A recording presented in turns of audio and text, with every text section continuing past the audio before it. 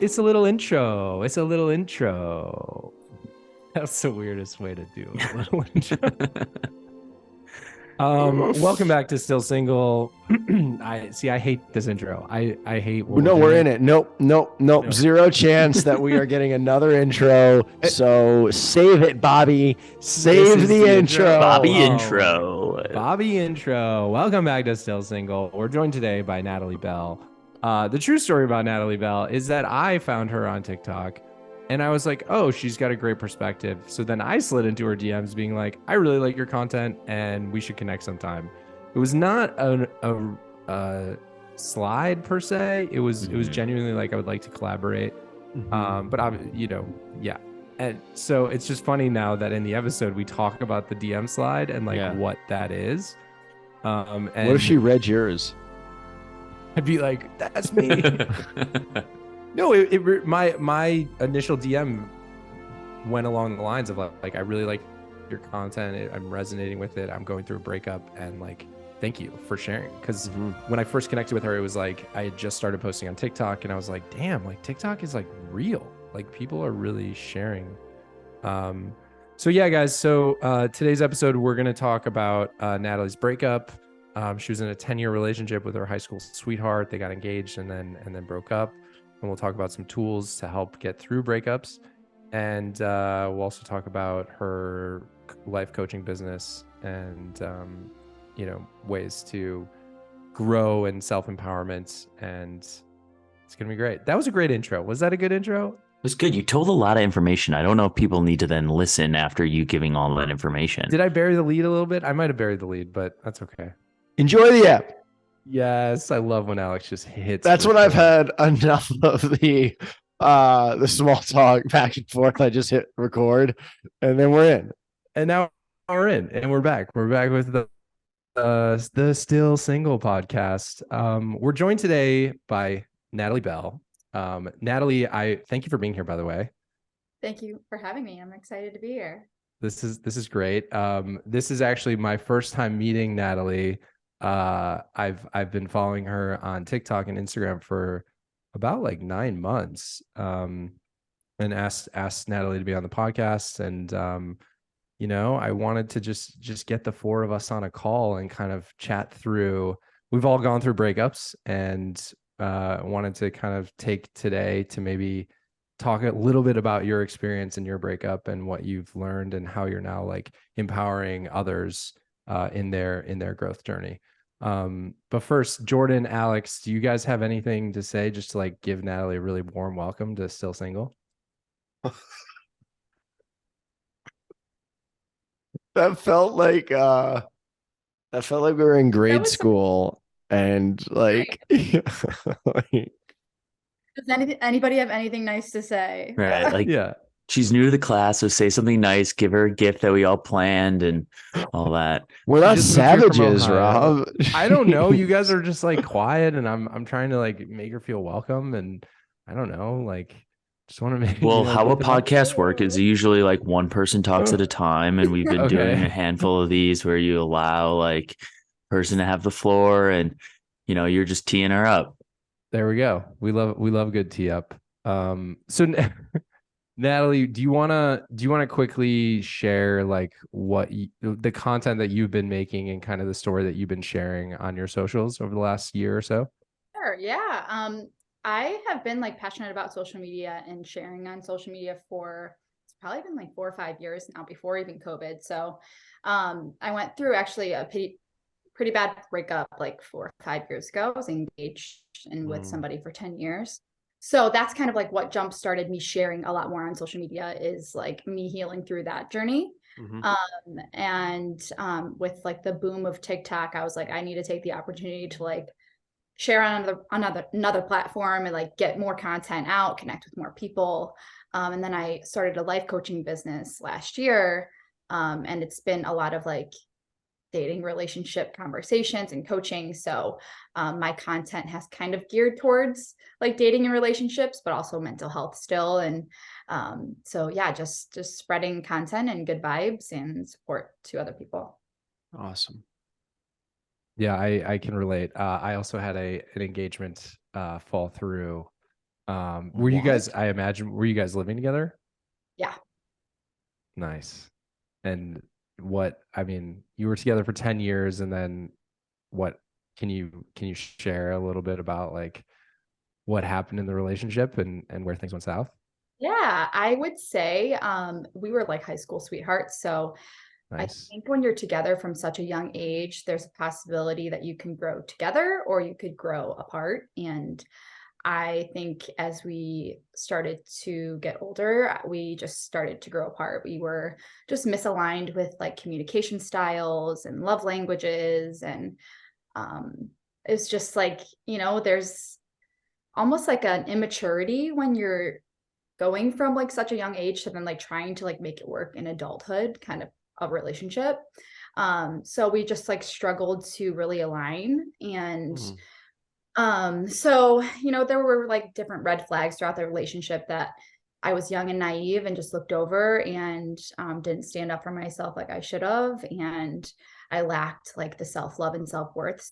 So um, I was like, well, I've already been in this for 8 years. So like, why would I ever walk Right. away from somebody? Like, obviously Right. there's still a lot of love there, but yeah, I overlooked a lot of things that I shouldn't have. And then I think towards the end, I was like, I can't do this anymore. And I had at that point like stepped more into like mental health and was doing like, listening to podcasts and reading books. And it really wasn't like supported by him. Like he was like, you're changing, you're like sharing weird things, like stay in this little box that you've been in for the past 10 years. And I was like, no, I can't do this anymore. So I actually made the choice to walk away. So, but that doesn't make like the healing Yeah. from it any easier because it's still hard to walk away from Yeah. someone.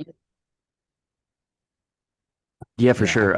Our last guest that we had on is also like in the life coach and coaching realm, and she mentioned about how just like change is always a big challenge, and for a lot of people, like it takes a lot of like patience and toughness, and everyone just wants the light at the end of the tunnel and not really working for what it means to get there, or pushing yourself over the hump, or like being in a situation where you're like, this isn't right. Is this not right for me to move forward? So I'm curious to know. So in your change of towards like mental health and being a life coach, like what are some issues that your clients like come to you about, or how do you kind of like, do you have a method that you focus on of like 3 pillars or anything like that?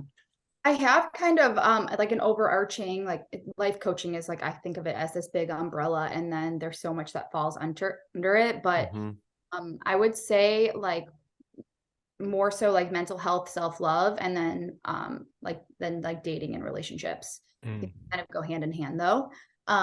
But a lot of people who are single and need help navigating singleness. And then I've had a lot of clients who, are post breakup and they're needing support and just guidance healing from that.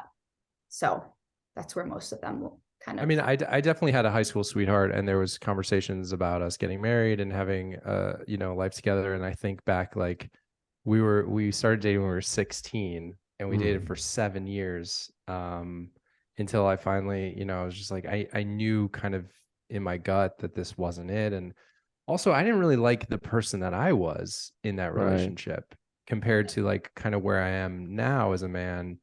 I was still such a hurt little boy, and that negative energy was coming out in the relationship. And I wasn't, and I heard my parents be like, you got to find someone who like brings out the best in you. And it just wasn't. And I'm interested. So it was a high school relationship and it lasted 8 years. So when did it start and how old were you when it started and when did it end? We were 15 and we ended it when we were 25. So it was 10 years. Wow. And then, so now you're like a single, like 25-year-old. Did you like move cities? Did you move towns? Were you guys still in the same like circle of friends? Because I know that can make healing really hard. So stayed in the same city. There was a big part of me that wanted to like run and I wanted to, I'm piecing out, like I'm moving and he can't be here, but my family's all here and I needed their support at that time. So stayed here, and at that point had made like other kind of friendships and connections. So I was able to kind of separate. But yeah, it was very challenging to like separate the friend groups, and kind of like I didn't share a lot with my friends right away, just because it was like so hard to deal with. Yeah. So I kept it to myself for a long time, but and then finally kind of started to open up about things, but it was hard. Do you notice anything with the people that you work with where you'd say like this is the main healing item, topic, wound, trauma, period, that you see anything pop up with the people? Like breakups or Yeah, like leaving long relationships. Yeah. I would say yes. Breakups in general. Yeah. I think people have a hard time with navigating how to move forward and how to, not ruminate in the super awful feelings, and how to like, okay, how do I move forward? What are the tools or habits I can put into play that can help me? Yeah. So can you talk about those tools maybe a little bit? Because I guess I'm trying to understand a bit more, because it sounds like you're falling into like a therapist or like some sort of just an objective listening partner for them. But if there's like tools or things that you're implementing, or guidance that you can give us and our audience that you've kind of seen come up over time and time. Yeah, I think a main difference I feel like between therapy and like life coaching is because there's not that like big professional boundary of like I can't share about my life with therapy as much. With life coaching, I like the bulk of my perspective and mindsets, and just like more so advice comes from what I've been through. So I can share with them, like, hey, this is what worked for me. Hey, this is what I did. This is how I got out of that mindset. This is how I switched things in my life. So I'm able to share through like what I've been through, instead of just like, hey, this is what the experts are saying, or hey, I found this in this book, like try this. So it builds almost like a more, I don't know, Is it like a friendship? Is it almost like like more like a connection, like a friendship, but like a safe place, Yeah. for people to open up and share. I love that. This is a passionate belief of mine. I mean, maybe to a fault, but I'm a very big believer of there's no such thing as experts. And so I I always get because I've worked with athletes on mental health, and I run a men's group, and sometimes people will come from a place of like, well, what is your where's your diploma and all of this? And I think that has a place for maybe if you're like surgical or things like that. But I think we've fallen as a society too much in the trap of trusting like your life experience. Someone's going to talk with you, Natalie, and either be like, yep, this person gets me and consistently gives me good advice. And obviously you got to like stay in your lane. And if people really come to you with something that is, as I've done, like, you're like, okay, you got to go actually speak to a trained professional. But I'm sure why people relate to you is because you're so authentic with your own experience, versus some of the resistance I've had in therapy is when people get too unconnected. Right. And I think it almost like creates a level of trust, when they feel like I'm being vulnerable and I'm opening the floor and I'm sharing from like what I've been through. Then maybe they're more apt to say, okay, like she's sharing, so like I'm gonna go there too. Yeah. And I think therapy is a beautiful tool as well, and there's a time and space for that for people too. So when I do feel like, okay, this is out of kind of my like scope, like I do recommend like, hey, I think therapy would be a better fit for you. And I've had like clients say that to me too, like, hey, I think I'm going to go the therapy route, and I'm like, that's amazing, like I'm happy that you're getting help no matter what. So I mean, I've seen a lot of your content. It's very much self-empowerment and self-love, and I feel like fitness is a huge part of your regiment and like a tool that you use to help. And I remember when I went through my breakup a year and a half ago, there was like a lot of TikTok content of like just fucking like disappear for 90 days and transform your body and transform your life. And there was there's been times in the gym where I'm like, I'm gonna fucking get swole and I'm gonna get strong and sexy and like not like show her kind of energy, but very much like empower myself through my own self-image.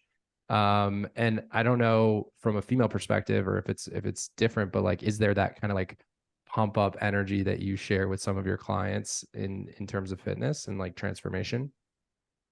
I think my perspective on physical health is more so through the lens of it helping your mental health. And I think that's when I started to see the most change in my body, when I was showing up to the gym to make myself feel better, not really to look better. Yeah. It's just looking better is an added bonus. It's like, Right. okay, if I'm more consistent in the gym, I'm obviously going to look better, but I'm also going to feel better. And I think that's what I try to kind of exemplify. And then I also try to like preach to my clients and, you know, my friends and family too, is go to make yourself feel better. And then the physical side just is an added bonus. I have a question about breakups. Have you noticed a reoccurring kind of point or fear or topic that some of your clients have when they're stuck in a breakup? Like, oh, it could have been this, or like, what is like one of the biggest points? And maybe even from your own experience, like you were with your ex for 10 years and then you ended it. Like, what were some of your sticking points where you're like, I don't know if I should end this? I think people get caught up in thinking about like what they could have done differently or how they could have fixed things, or kind of like the why behind why it didn't work out or why it's not working out. So I think a lot of the work that I do with my clients is not so much focusing on the why, but just like knowing this happened for a reason and we'll figure it out along the way. But like, how can we focus on the healing part instead of, you know, focusing so much on the actual relationship? How do we move forward from it? Yeah, I think that's a great point of if you're focusing on the why or wanting to get answers from that person, there's nothing that if you're upset about the breakup, there's nothing that they can say that will suffice that why answer. You're going to like either leave it feeling really good, and then at home, you're going to think of 10 other questions that you want to ask and the conversation doesn't end, or in that moment, just consistently like you almost turn into a toddler of like, but why? But why? But like wanting more and more. And once you like look inward and worry about the things that you can control and you can work on, that's when you're able to get over that hump that I've seen and talked with other friends and even personally of like, you can't look for them for the answers because that will never like suffice for you. And it is interesting, Rob, you talking about like working out after the gym, you know, after a breakup or things, there's like this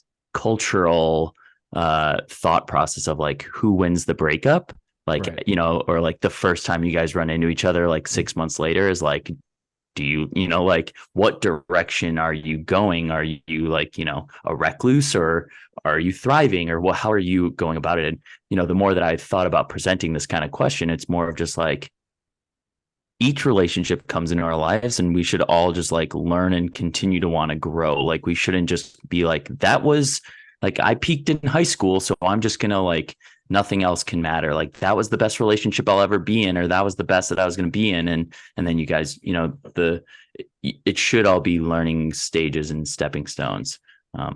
So not really a question or anything, just kind of like where my head was. Jordan, I feel that almost like a level of creating the closure and the validation for yourself, because I don't think no matter what, even if things end like pretty like cordially, I think there's always going to be the questions of like, what if, or why, or, you know, whatever you're questioning about that relationship. And I think the work is creating that closure for yourself, validating yourself, and then healing forward. Okay, so you got to create the closure. You got to validate, and then that creates space for healing. When I was going through my breakup, I was relying a lot on Quora, which is I was just like Google What's searching Quora? how to get over your Quora is I know just a little like bit, but what is it? Well, when you are going through a heartbreak and you feel like the only person that's going to listen to you is Google, you can type in like, hey, how do I get over my ex? And then it goes to Quora quite a bit. And I was like obsessively reading Quora for about 6 months, checking like how to, not feel jealous and how to get over a narcissistic ex and all that stuff. I guess my point being is like, are there tools that you use in your coaching that you kind of recommend for your clients for getting over a breakup, or kind of like what's kind of step one? Is it just like getting it out and getting out all the feelings and all like what you're holding on to, or like maybe take us through a little bit? And it may all be different from based on each experience.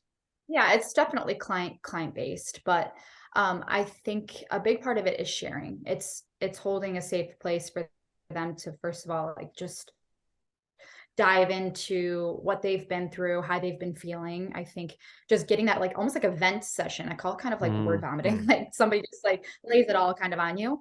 And then I can kind of pivot from there. But I think a lot of it is getting in touch with your inner world, and then your outer world starts to change once you get to know yourself a little bit more. So a lot of my recommendations or tools is to do stuff for your mental health. So, journaling, meditation, breath work, moving your body, listening to podcasts, whatever that kind of looks like, just to get you in touch with your inner world, get you in touch with your thoughts, your feelings. And then seeking support, therapy, or coaching. So I think it's just like having them get in touch with who they are and how they're feeling and their inner world. So, and a lot of people like haven't really done that before. So even like the little steps of like, hey, journaling about your day or listening to a 5-minute meditation before bed are like little stepping stones for people, because they just haven't really like dived into mental health stuff in the first place. So, what about like aggressively checking your ex's Instagram like every day? I won't recommend that. Okay. Do you do that? Cool. Do I do that? No. No, not you. I'm asking Rob. No, I don't. I do not. My ex is blocked. I haven't looked at her Instagram. Who did the block first, or was it a Mucci blocky? I think I blocked her. Maybe she blocked me first, and then I blocked her. I really wish her all the best. Like I'm so past it now. It's interesting about breakups. It's like I'm so past it now that I truly just want her to be happy. Like I've released the resentment, and it's just freedom, which is, when you're in the thick of a breakup, you don't see the light at the end of the tunnel, and you honestly think that you are going to die, because a part of you has died. The relationship that you were in has died, and it is no longer. And it takes a long time to accept that fact. And it's very hard to see a light at the end of the tunnel during a breakup. But I remember Alex and I would talk every day, and he'd be like, dude, you're almost out of the jungle. You're almost out of the jungle. And then one day you kind of get out of it, and you're just like, oh my God. And I don't know what happens. I think it is just time. I remember Googling like, how long will it take to get over a year relationship? And they're usually like, it's half the time of the relationship. And I'm like, okay, it's been 6 months and I'm still fucking, I'm not okay. Alex, did you take that from Swingers? There's such a good line in Swingers. I didn't, but that one in Swingers where he's like you go through the days with like pain, and then one day you like wake up. And then like when she'll reach out, man, like when you're over. And he's like, okay, so I just have to like pretend to be over her, and then she'll reach out. And he's like, no, you actually have to get over her, and then when you're over her, like, that movie's so good. Let's just watch Swingers. We should just watch Swingers. And he's like, hey, I didn't talk about her today. I didn't bring her up today. Yeah. Natalie, have you seen Swingers? Because we're going to go about 30 more minutes on this. I can't say right now.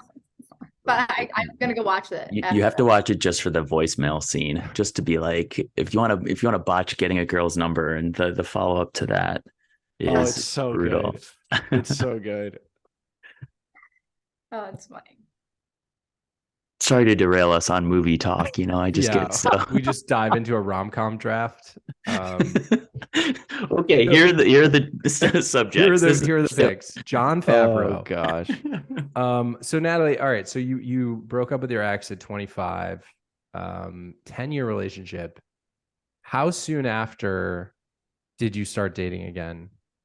After the breakup? It was a while, years. It took Years. And you You didn't didn't go on go- one date. You didn't even go on one date. Mm-mm. I don't think so. Wow. It was a while. Yeah. Yeah, I did a little bit of travel nursing and this was busy with other things in life, and I feel like I just like didn't want to do it. I wasn't ready, obviously, but So yeah. mature of you. Because like my response was like, let's download 7 dating apps and try and go on as many dates as possible, thinking that it's going to I fill the also void. it was a different Did time not. then. Like I don't even think dating apps were a big thing then. I think dating Oh, apps really? like kind Okay. of like came about more like during COVID and maybe right before pre-COVID. But yeah, at that time they weren't like very prevalent. So I was like, oh, I'm just gonna like Is post is myself. that a Cleveland thing? Because I think that's way off the mark, Really? personally. Yeah. How long did it? You think dating apps was a thing like during COVID? I That's think when they it blew up during COVID. I don't know. Hot, Maybe hot that's take. my impression. Jordan, how long you been on dating apps, man? I remember being told about Tinder in 2012. Natalie is. Yeah. And Jordan then had it was a flip phone with Snake and Bumble on it. just those two. Just trying to catch the tail for both, man, you know? Yeah. Yeah. I was I mean, not aware. I didn't get on a dating app until 2020. Like that was my first year dating apps. Well, your story is a little of It's a different I get situation. it. No, but I'm just trying to relate to Natalie that it's like that, and that's when COVID happened, and it was Okay, like, so Alex, split the vote here. Yeah, I'm somewhere in the middle here. I remember we had a meeting for Electronic Spotlight, and this is like a series that all three of us were a part of, maybe back in like, what was that, like 2014, 2015? And then Yeah. Evan Paley was describing Tinder. And it was literally like, I'm sorry, what is this now?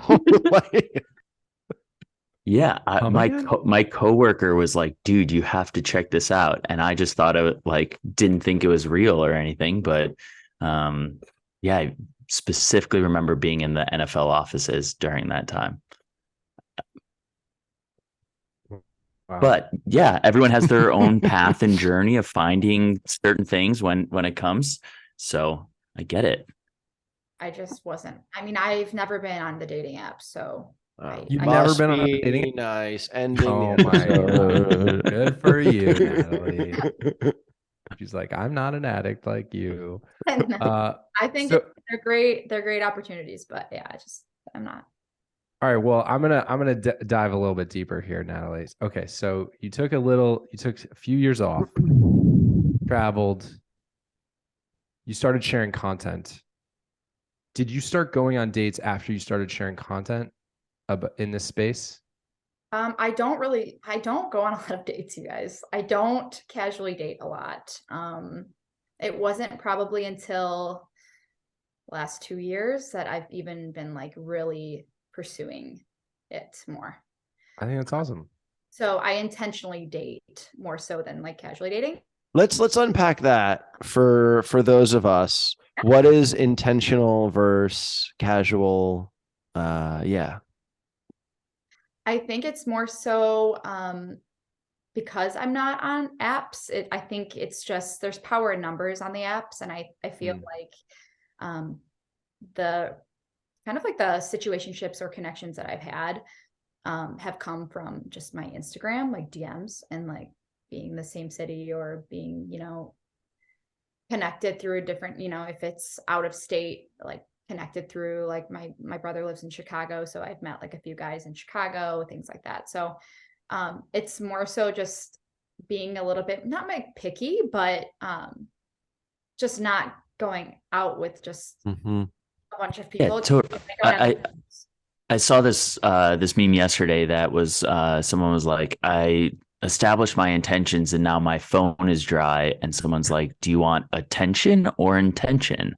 And it's just kind of like when you set your boundaries and when you do certain things, you limit that, but the quality enhances from there. So, you know, once again, with the, like, you know, Rob, your approach is to go on a lot of dates to try to mask that, and other people, like, it's the opposite.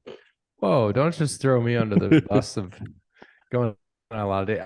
I literally, though, I did say recently, I'm like, yeah, it's a numbers game in relating to dating. And it's, I don't actually like that is my stance. And I think it is due to the dating apps, and is you get swipe fatigue, and you're always like, oh, who's this? What's this? But going to that attention versus intention, I think there's truth to both, because I do like attention for sure, but I'm enjoying experiencing attention from an intentional person or place. Like that's that's the switch that you really get excited about, and you go, oh, this actually feels good, and you're not just like grasping it from different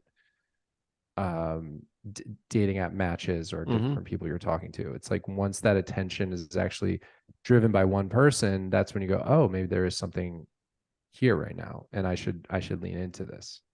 But the love for attention doesn't go away for this guy. I think social media makes it really easy for you to get attention if you're putting out content. And I think it's like, what kind of attention are you wanting and seeking? And for me, like, having Instagram smoky DMs or hard eyes DMs, like, that's not the attention that I want. I want somebody who's going to say, hey, like, I really love your content. I enjoy what you're putting out in the world. Like, if you're ever in blah, blah, blah city, I would love to see you, or like get you a drink. Like, that's the kind of DM I would want. I don't want hard eyes. I don't want fire emoji. Like, you know, that's not the attention. What? The fire emoji doesn't work? Jordan's taking notes. He's unsending.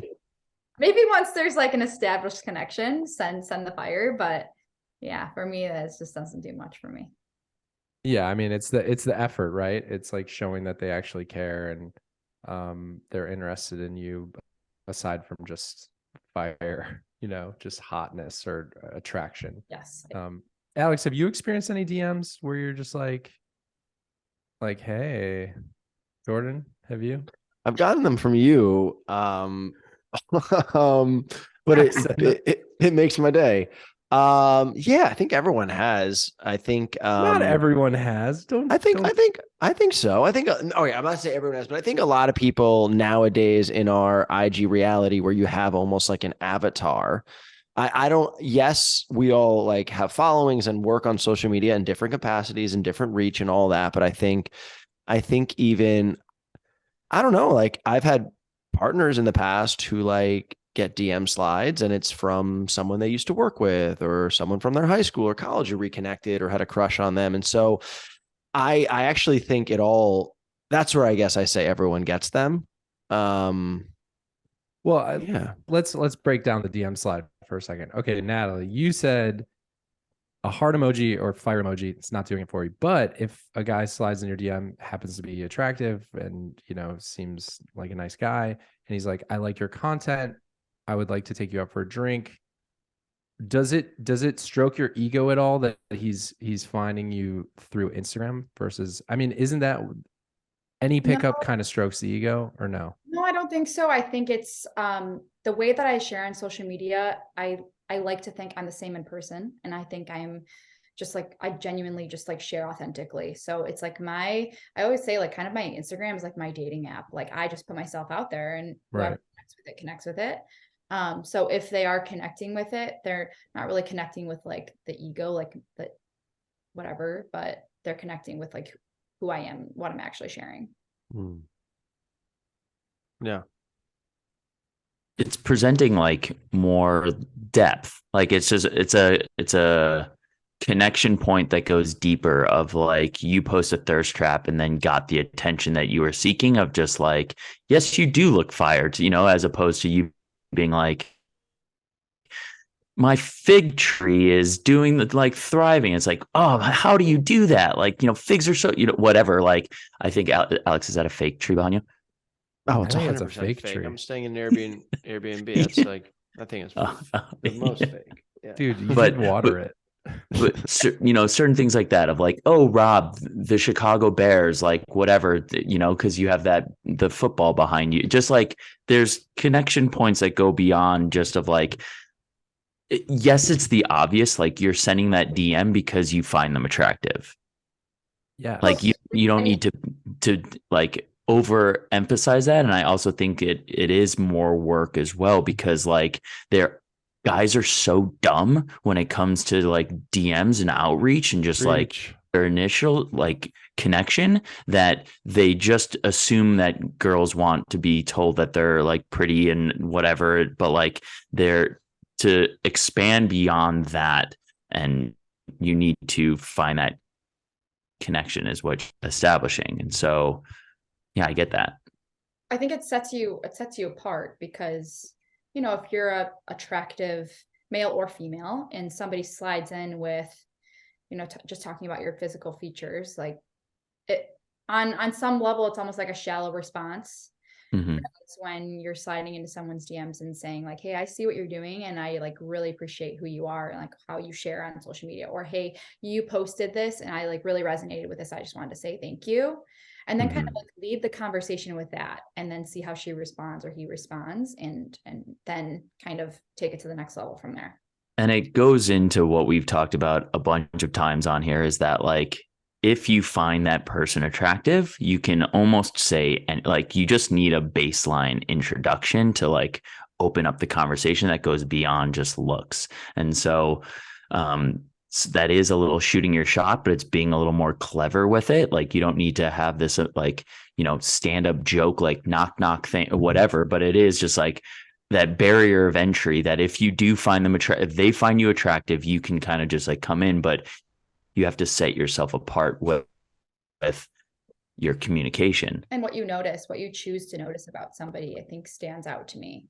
Like if somebody chooses to notice like a physical feature, it's like, okay, like that's not really why I was sharing it, but thanks. And then or somebody who is reaching out because of, something I said that they like, or, my self-awareness they like, or, something along the lines of mental health and what I am like on the inside instead of the outside. Now, would you say most of the people you work with are male or female? I have a good mix. When I first started, majority were men, actually. Oh, wow. Good mix now, though. Did they ever cry on the phone with you? There have been a few, yeah. I've gotten some tears. Yeah. We love vulnerability. Love it. We love when people cry. Okay. It's my goal to make people cry. Yeah. Yes. We have like 20 more minutes, give or take. And I want to like just go a little, give a couple gifts to the audience listening. And I guess one of the questions I have is, what if you're just feeling a little stuck? So I'll say you're either stuck emotionally or physically. Stuck meaning, we've gone over this on the podcast as well, you live in a place where, and maybe you're there because of a job or family, you can't leave. You can, but you're here. But you're also not really loving the people that you're crossing paths with, or the people that you're meeting on dating apps. So I would say, what would your advice be for them? And part two is, what if someone is still stuck emotionally on an ex, or not really believing they can find love or feel good enough? What would you say to those folks? I would say two little tools, I guess, would be on a sheet of paper, like on the left side, right, what I can't control, and then on the right side, right, what I can control, just to see it, like just to physically see it. And then the things that you can't control, like try not to, obviously, like this is easier said than done, but try not to like get stuck in that, or focus on that, and look at what you can control. Like I can control how I move my body if I go to the gym. I can control if I'm eating nutritious meals. I can control if I'm reaching out to my friends for support. I can control if I journal every morning or listen to a meditation every night. Like, so what can you control, and focus on implementing some things that you can. And then on kind of like the flip side of that, of actually like action items, what do you feel and how do you want to feel? And then what are some things that I can do to help me feel how I want to feel? So I think just first of all, is like the awareness of it, putting it on to paper. There's something about like the visual effect of it that I think helps people a lot just to see. Love that.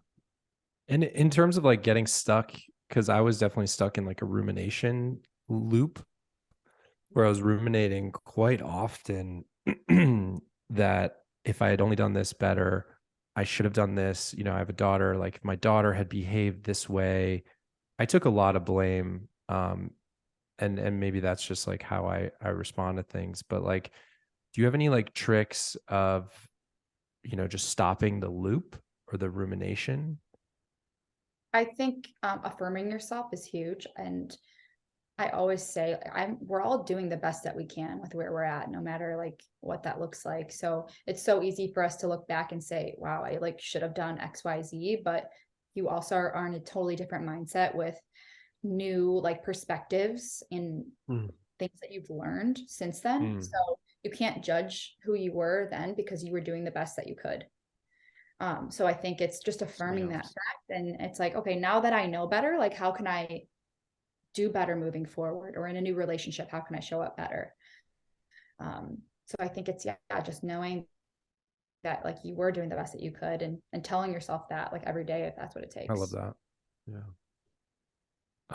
I wanted to talk. So I had a conversation with my mom earlier today. So I fell in love with my late wife when I was 23. And you know, we were young, and then we were together for 8.5, 9 years before she passed.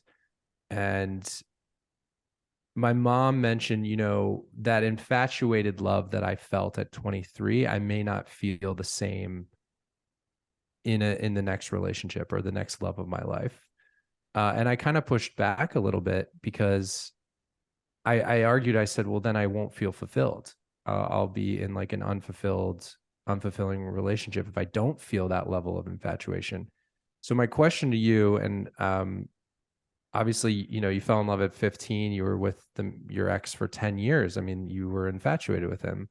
Do you believe that eventually down the line, you will meet somebody and feel infatuation again? Absolutely. Yeah. Love that. Like, what do you think, like, what were your underlying feelings of infatuation? So I feel like that it's a big word, but like, how can we like break it down? Like, Distill it down.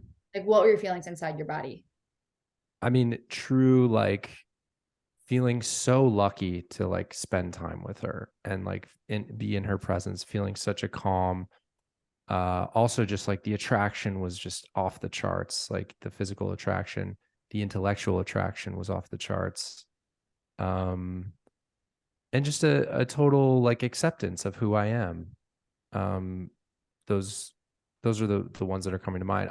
Aside from all the like, you know, core values and family values and ideas about the future and building a family. So, you know, I don't want to say they're big shoes to fill because they're shoes that will never be filled. And I've accepted that and I agree on that. But I'm also, with this conversation I had with my mom, it's like, I don't want to just be like, no, I'll never be infatuated to that level again. Cause that's like heartbreaking to me. Yeah. I honestly don't think it's fair to your late wife to even like compare, because there's really no comparison. So it's like, okay, but I can still have that like really amazing love again. So what are your like limiting beliefs surrounding you not getting that? Because it's like too much to ask, you feel? Maybe it's too much to ask. Maybe there's some impatience, or you know, I did get kind of swept off my feet at 23 and kind of wanting that moment or that feeling of like, whoa, like holy fuck. And then, you know, I don't know. And then I go, wait, can I not have that feeling because I'm just older and I'm more logical, or does it come as a relationship progresses and grows? You know, and I don't really have the answer. But I also do know that it will be different, and I've accepted that it won't be this like exact moment and feeling. But I would like all those other things that I listed. It sounded so nice. Don't they sound great, guys? That sounded great, Bobby. Yeah. I think it's something that you will find again, and it's gonna feel similar, it won't feel the same because it's not the same. And Right. we said like there's no comparison, but there will be somebody who comes along who, you know, makes you feel excited, makes you feel like at peace, like you can be yourself and all of the things that you're kind of looking for, in just a different way, in a different form, in a different person. Snaps. That's what I hope for you, which I know. Thank you. Oh, I appreciate that. I hope that for all of us. So Natalie, you said you have family in Chicago and you go there sometimes. I do have my youngest brother. I have got two guys for you. All right. Both from Chicago. He's done this on other episodes too. He like pimps us out. And it's like 100%. weird. Hundo First P. of all, Jordan has a girlfriend. And we do not invite people on our podcast to like date them. We want their fucking perspectives. We want their life experiences. So have I got one guy for you? Okay. So weird. Yeah, like you didn't have to make things weird, Alex. Sorry. There you go, Sorry. Well, we could flip it back on you. There's another guy in Austin who's, you know, really how do you feel great. about fake trees? Yeah. I prefer real. So close. You almost had her. Okay, so you're not dating, or no, you are dating, but it's coming not via dating apps. Must be nice. Not that there's anything wrong with meeting people on dating apps. I mean, you kind of have a dating app. You're using Instagram as a dating app, which I think is awesome. I know Jordan has done that, and yeah, and it works. Well, I think social media is a platform to put yourself out there and to get connected with people. And if you are open to receiving DMs from people of the sex that you're attracted to, then it can be used as a dating app in that sense. Like I don't think Natalie's explicitly being like logging on to Instagram to be like, who's am I like DMs, like who am I going to like be pursued by today? But it's just putting out the truth of who you are.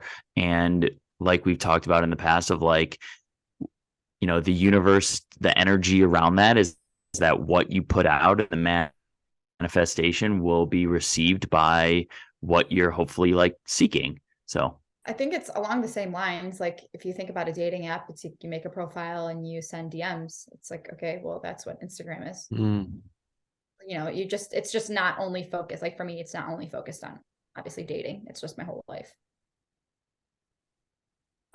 What's like the IRL ITW in real life in the wilds, like DM? Like, what do we even say anymore? I like your shoes. Strong.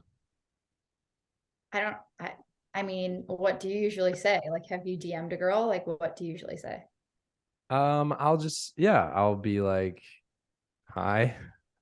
All right. I'm not going to stand for this because I've been around Rob in public and this guy is the most charming, direct.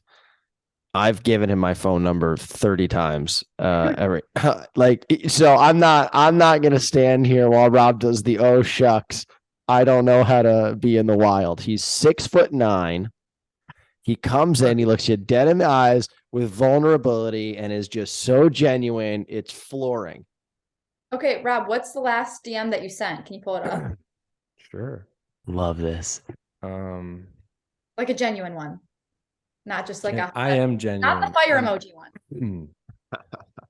I'll send, hold on. I know what I'm going to pull up. I hope this is not weird. We're like dating. We hope it's not you too. Okay, hi. I said, hey, and then her name. She responded, hi. And then I said, glad we connected. You're adorable and a tennis player. How are your skills on the tennis court? That's cute. Fuck yeah. Hold on. I gotta. Prior to you bringing up that verbiage, yeah, the exchange, I should say, you mumbled, "Well, we're kind of dating." Yeah, and on that.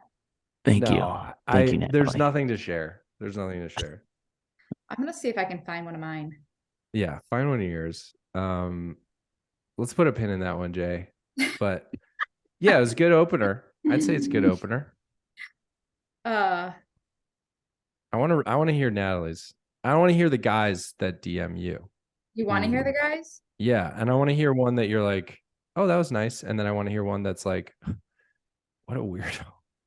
Okay, here's one. It's in my requests, but it says, just want to let you know I love your energy and I hope the next girl I meet has it all. That's all I wanted to say or something. Yeah. Which I thought that's nice.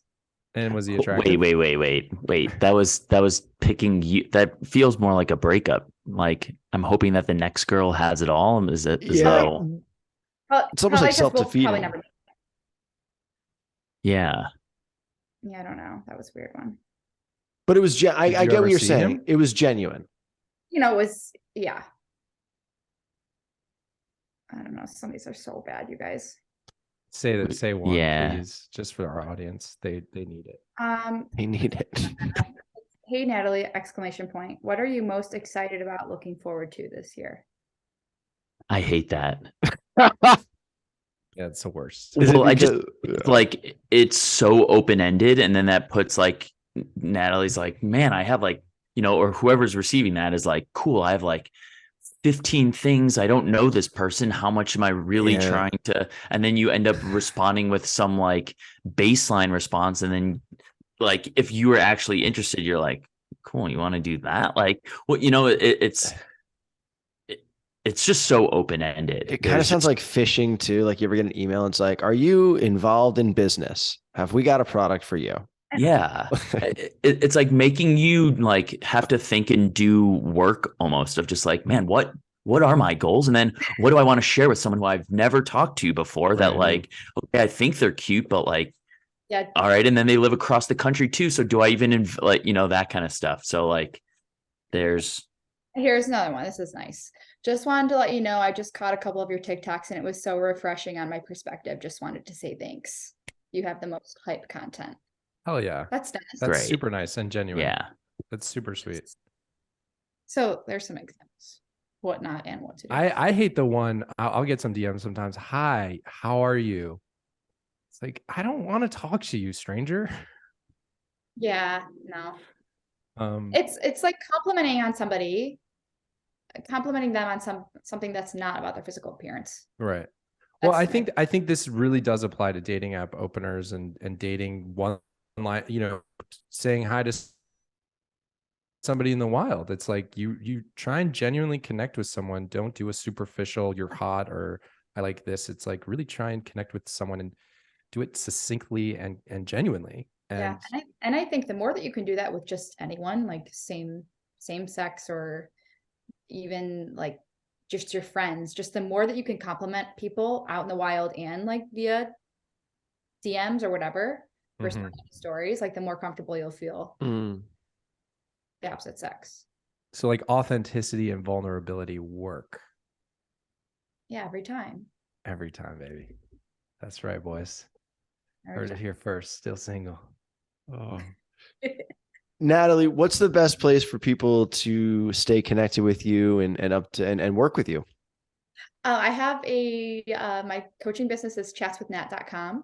And then my Instagram is Natalie Bell 9. And my TikTok's Natalie_Bell. Amazing. And can you give us, we like to do a little final thought for our guests and for our episodes. If there's any kind of final thought that you have for our audience, and maybe people going through a breakup or healing from a breakup or dating again, just anything at all. I'll just leave you guys with kind of like my motto for coaching and just life in general is that everything is working out for us, even when it feels like it's not, it is. So just keep going. That snaps. Oh, I love that. Snaps. Thanks, guys. Well, this has been just a lovely morning. Thank you, Natalie Bell, for being with us. And thank you to our audience for listening. And we will be back with another episode of Still Single next week. Outro, Bobby. Outro. I wanted to say thank you to both of you, actually, Jordan and Alex. I feel like we've grown a lot in this almost year of doing Still Single podcast. And I love that we always support each other. Once a week we get on here and we're just like, let's connect, let's open up. And So I just wanted to send out some gratitude to you guys, and obviously to Natalie for taking the time to talk to us. That was very nice, Bobby. Thank you. And thank you for shepherding us. At times, we're all little kittens running around. So, yeah. We love you. We love you both. And we hope that you enjoyed the Natalie episode. Dude, your outros are great. Thanks, guys. Jordan, get that voice in here. Jordan, Do I need to try? Thanks, guys. This was so fun doing this, and it was great to always have the energy of a guest and just kind of us seeing the questions and the way that our brains all work, and having someone come in kind of fresh like that. And so it was just a really great experience, and thank you so much for listening and being here for, what is this, 47? 45. Dog. Dude, we're 7 eps from 1 year. That's not how math works. Yeah, it is. Sorry. 52 weeks, right? Right. No, because I was still stuck on 47. So I was like, 47 and 7 does not make 52. But I was off on. Speaking of number games, check out Digits on New York Times app. Okay. Super fun. Very fun game to play. Digits. They just installed it. It's a beta. So get your testing in. Alex, how you doing? You a little squirrel? Oh, dude. Is this squirrely time? It's still the outro. Yeah. This is still the outro. Hey, everybody. If you liked this episode, tell people. Tell people so that people listen. And we love you. We appreciate you being here. Great outro. Hit guys. it. Hit it, Alex.